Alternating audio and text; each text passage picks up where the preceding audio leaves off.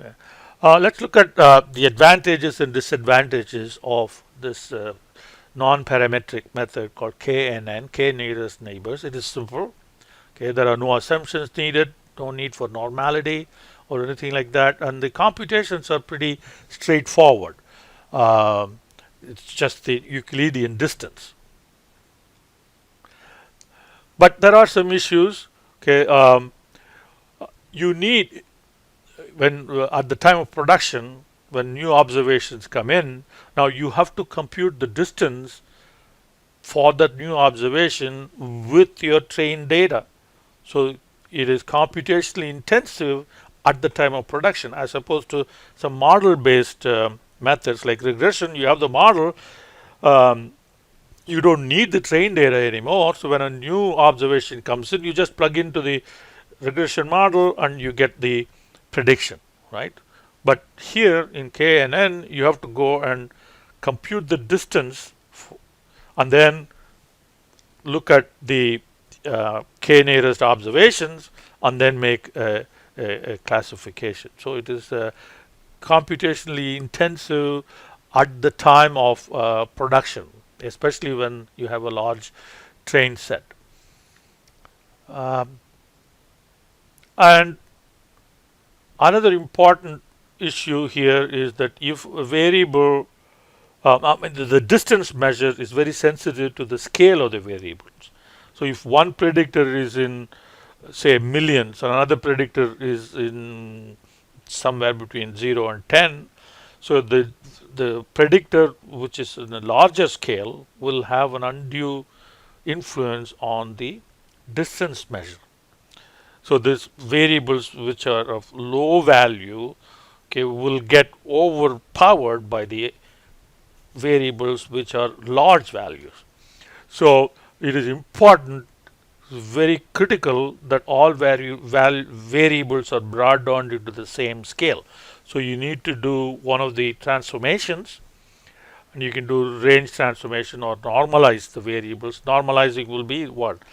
For a particular predictor, you center the values. Centering the value will be x minus the mean x bar. X minus x bar will center all the values and then divide by standard deviation. That will scale it.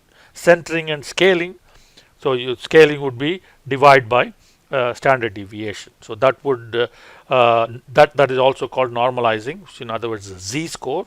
So you convert all the values into z-score values, and then you do the distance. So that way, variables which are large magnitude will not have undue influence over the distance measure.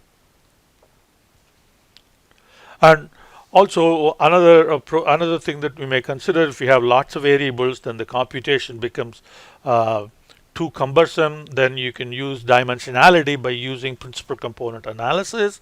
So that has an advantage of normalizing the values automatically, so there are no dimensionality problem.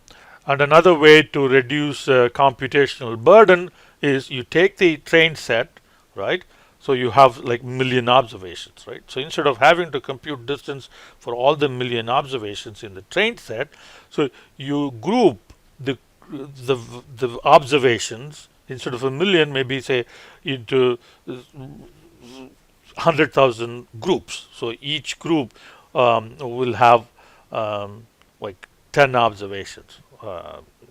So you'll have 100,000 instead of 1 million cases, you will have 100,000. So you then compute the distance to the one that is. So records that are closest to each other are grouped into buckets, and for a new record, then you compute the distance from the average of the buckets. Compute the nearest bucket that you have. So you will only have 1/10 of the computations that you have to perform. And then once you have the nearest bucket, then you can compute the distance of each of the records in the bucket, depending upon what the k value is. So if you have instead of 100,000 records, so if you group them into 10,000 records each 1,000, right? So you'll have only 10,000 records and 1,000 records in each group, and each group will have an average value. So you compute the 10,000 distances, select the one that's closest to bucket, and then you compute the distance only for that bucket, and then apply the rule. So it depends upon the size of the tuning parameters here are the size of the bucket and the k value. So here is the way that will work. So you start from the nearest bucket. The distance to each of the records within the bucket is measured. The algorithm stops when the distance to a bucket is larger than the distance to the closest record so far. So here are some issues that come up with a large number of predictors.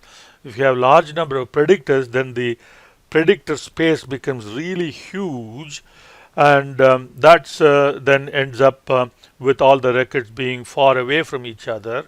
So you get into trouble in that way. So if you have a large training set, it takes a long time to find the distances also. I mean, computationally it becomes very burdensome. So that's the reason why this shortcoming is called curse of dimensionality, because you have too many variables. Then you need to reduce the number of predictors using some method, one of them being principal component analysis.